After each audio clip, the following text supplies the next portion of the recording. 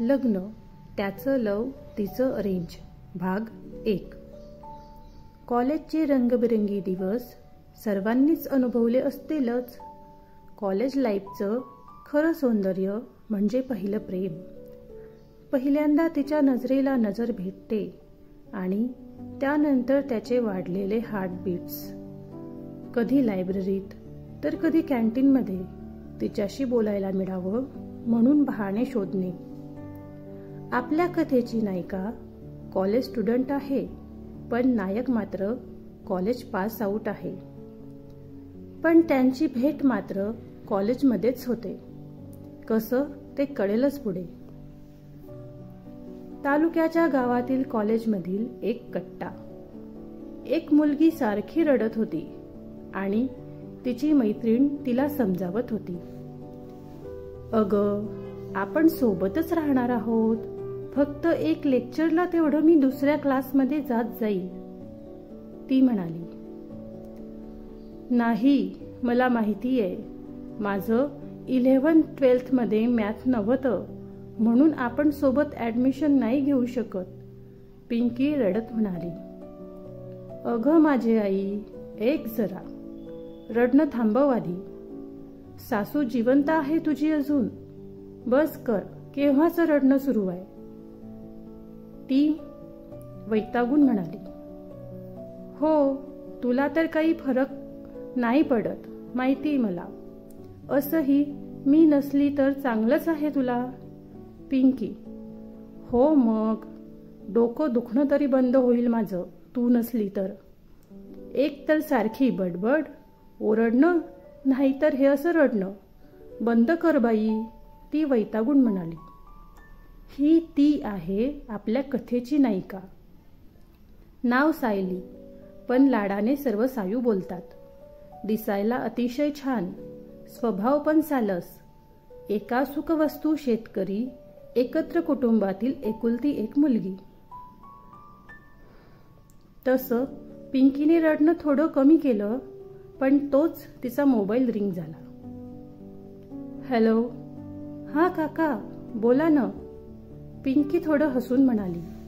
कारण तिच्या फेवरेट काकाचा जो कॉल आला होता. अगं, तुझ्या बाबांचा कॉल आला होता, तुला काही बोलायचं आहे म्हणून. काय झालं, काही प्रॉब्लेम आहे का, तो म्हणाला. हो न, खूप मोठा प्रॉब्लेम झालाय, असं बोलून पिंकी सर्व रामकथा सांगते. ओ, असं आहे तर बरं. मला एक सांग, तुझी ती मैत्रीण जर पास नसती झाली तर तेव्हा तर तुला एकटीलाच ऍडमिशन घ्यावी लागली असती ना, तो म्हणाला.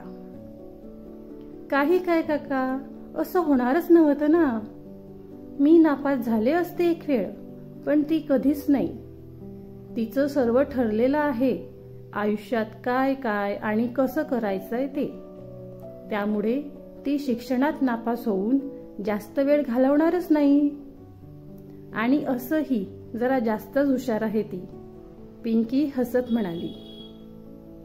अच्छा, आणि अशी मुलगी तुझी इतकी जवळची मैत्रीण आहे, कमाल आहे, तो म्हणाला.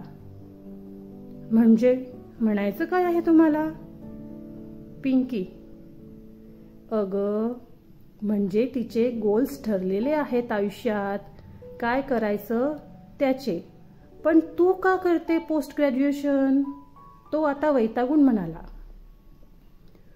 पोस्ट ग्रॅज्युएशनचा टॅग लागला तर चांगला नवरा मिळेल ना, जास्त शिकलेला आणि जास्त पगारावाला, म्हणून, पिंकी हसत म्हणाली. तसं त्याने तिकडे डोक्याला हात लावला आणि इकडे त्यांचं बोलणं ऐकणाऱ्या सायूने तिच्या हातावर एक चापट मारली. आता तू कशाला मारते, खरंच तर बोलले मी. त्यासाठी तर ऍडमिशन घेते पीजीला, नाहीतर कोण डोक्याला ताप करून घेईल. आतापर्यंत जे शिकायचं होतं ते झालंय माझं शिकून. माझ्या मुलांना A फॉर ऍपल आणि B फॉर बॉल एवढं तर नक्कीच शिकवू शकेन ना, मग झालं तर. पिंकी दात दाखवत म्हणाली, हातांच्या कोपऱ्यापासून नमस्कार बाई तुला. असले उच्च विचार तुझेच असू शकतात. सायली तशी कृती करत पिंकीला म्हणाली. तिकडे अजून कॉल सुरूच होता. या दोघींचे बोलणे तो ऐकत होता आणि हसतही होता. ए काका, तू काय हसतोय? घे हिच्याशी बोल जरा आणि समजव माझ्या सोबतच राहायला.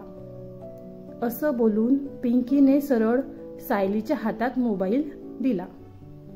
अगं ये, मी काय बोलणार, ओळख ना पाडक. सायली म्हणाली, अगं बोल, काही नाही होत, बोल. पिंकी, हॅलो, मी पिंकीची मैत्रीण बोलतेय. सायली नाइलाजाने बोलली. ओ हाय, बोल ना. तो, मी काय बोलणार, म्हणजे मी म्हणत होते की या पिंकीला समजावा जरा.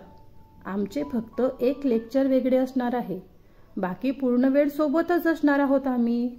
तरीही ही रडते आहे. मला माझं स्ट्रीम नाही चेंज करायचं, सायली त्याला सांगत होती.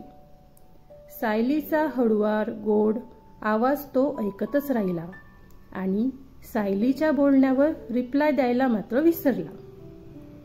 तिकडनं काहीच रिप्लाय आला नाही. तसं सायलीने मोबाईल परत पिंकीकडे दिला. घे, तुझे काका पण तुझ्यासारखेच आहे वाटतं. चालले मी, सरांना भेटायचं आहे मला. असं बोलून सायली तिथून निघून जाऊ लागली. ए, म्हणायचं काय आहे तुला, आणि मला सोडून कुठे चालली तू? पिंकी ओरडून म्हणाली. येते ग बाई जरा वेळात, स्टाफ रूम मध्ये जाते. सायली आता वैतागून म्हणाली. अरे कॉल तर सुरूच आहे. हॅलो काका, आहात का? पिंकी, हो आहे ना. बरं पिंकी, उद्या मला कॉलेजला यायचंच आहे, तेव्हा भेटतो मी तुला. आता मला काही काम आहे, ठीक आहे ना? तो म्हणाला. हो चालेल. पिंकी. त्यानंतर त्याने कॉल कट केला आणि त्या गोड आवाजाच्या मालकिणीचा विचार करू लागला. त्याचं नाव विशाल. गव्हाळ रंग असलेला उंच हँडसम मुलगा. त्याच कॉलेजमधून पास आउट झालेला अतिशय हुशार आणि कर्तबगार तरुण. त्याने जिल्ह्याच्या ठिकाणी पार्टनरशिपमध्ये काही वर्षांपूर्वीच नवीन स्टार्टअप सुरू केलेला आणि तो खूप नाही पण व्यवस्थित सुरू होता. एका चांगल्या कुटुंबातील चांगला मुलगा म्हणजे विशाल, आपल्या कथेचा नायक. पुढील भाग लवकरच येईल. बॅक जाण्याआधी लाईक करा आणि सबस्क्राईब करायला